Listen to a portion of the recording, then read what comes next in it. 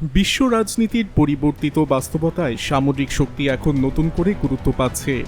এই প্রেক্ষাপটে চীনের নৌবাহিনীর দ্রুত উন্নয়ন আন্তর্জাতিক অঙ্গনে আলোচনার কেন্দ্রবিন্দুতে উঠে এসেছে।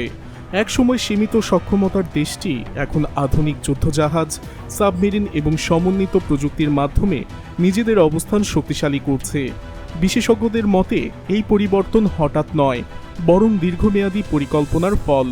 চীন ধীরে ধীরে নিজেদের প্রযুক্তি উন্নয়ন, উৎপাদন সক্ষমতা বৃদ্ধি এবং বিদেশি নির্ভরতা কমানোর দিকে এগিয়ে যাচ্ছে।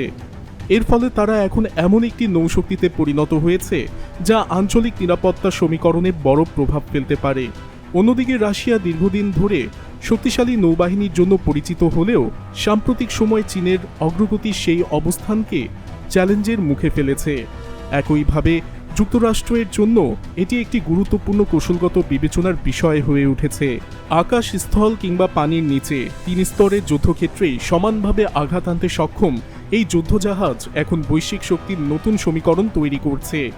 চলতি বছরের ২৩ এপ্রিল চীনা নৌবাহিনীর ৭৭তম প্রতিষ্ঠাবার্ষিকীতে এই পরিবর্তনের সবচেয়ে স্পষ্ট চিত্র সামনে আসে। একসময় রুশ শক্তির প্রতীক হিসেবে ব্যবহৃত সোভ্রেমেনি ক্লাস ডিস্ট্রয়ার এখন সম্পূর্ণভাবে চীনা প্রযুক্তিতে রূপান্তরিত হয়েছে।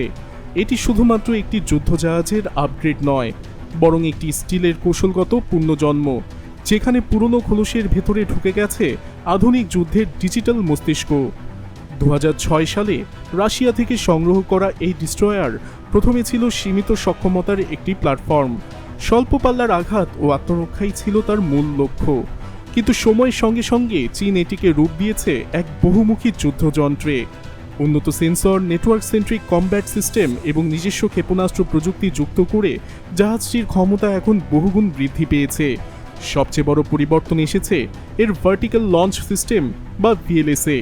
মোট ৪৮টি সেলের এই ব্যবস্থা, সামনের দিকে ৩২টি এবং পেছনের ১৬টি, এখন এই ডিস্ট্রয়ারকে পরিণত করেছে এক মিসাইলের কারখানায়। আগে যেখানে একটি ক্ষেপণাস্ত্র নিক্ষেপের পর পরবর্তী রেডিনেসের সময় লাগত ১০ থেকে ১৫ সেকেন্ড, এখন সেখানে প্রতি সেকেন্ডে একাধিক আঘাত আনার সক্ষমতা তৈরি হয়েছে। এই ব্যবস্থার মাধ্যমে HQ-16-এর মতো মাঝারি পাল্লার ক্ষেপণাস্ত্র ব্যবহার করে আকাশ প্রতিরক্ষা ড্রোন তৈরি করা সম্ভব হচ্ছে বলে জানা গেছে, যা আগে এই শ্রেণীর জাহাজের জন্য কল্পনাতীত ছিল। একই সঙ্গে চীনের নিজস্ব YG সিরিজের জাহাজ বিধ্বংসী ক্ষেপণাস্ত্র যুক্ত হওয়ায় যুদ্ধক্ষেত্রের সমীকরণ আরও জটিল হয়ে উঠেছে। বিশেষজ্ঞদের মতে YG-12 ক্ষেপণাস্ত্র এখন রুশ মস্কিট ক্ষেপণাস্ত্রের সরাসরি প্রতিদ্বন্দ্বী। যেখানে পুরনো রুশ প্রযুক্তির পাল্লা ছিল ১২০ থেকে ২৪০ কিলোমিটার, সেখানে YG-12 আঘাত আনতে পারে ৪০০ থেকে ৫০০ কিলোমিটার দূরের লক্ষ্যবস্তুতে। শব্দের চেয়ে ৩ থেকে ৪ গুণ দ্রুতগতির এই ক্ষেপণাস্ত্র প্রতিপক্ষের রাডার ব্যবস্থাকে ফাঁকি দিতে সক্ষম, যা এটিকে করে তুলেছে এক স্টিলের বজ্রপাত। সবচেয়ে ভয়ঙ্কর দিক হলো এই জাহাজ এখন শুধু সরাসরি লক্ষ্য নয়, বরং স্যাটেলাইট ও ড্রোন ডেটার উপর ভিত্তি করে দিগন্তের ওপারের শত্রুকেও ধ্বংস করতে সক্ষম। ১ মিনিটে ৩০টির বেশি ক্ষেপণাস্ত্র নিক্ষেপের সক্ষমতা এটিকে পরিণত করেছে এক চলমান যুদ্ধঘাঁটিতে। তবে আশ্চর্যের বিষয়, এই বিপুল পরিবর্তনের মাঝেও চীন ইঞ্জিন সিস্টেমে বড় কোনো পরিবর্তন আনেনি।